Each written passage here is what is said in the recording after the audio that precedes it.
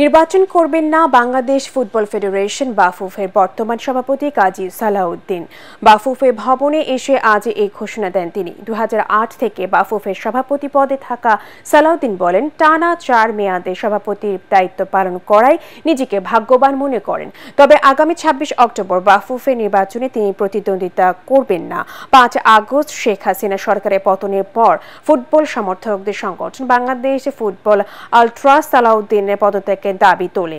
2 দফায় বাফুফের সামনে বিক্ষোভ করে সালাউদ্দিনকে পদত্যাগের আলটিমেটাম দেয়। আমি 4 টার্ম আপনাদের সাথে ছিলাম। I consider myself two be very lucky যে এই সুযোগ আমার জীবনে আসছে।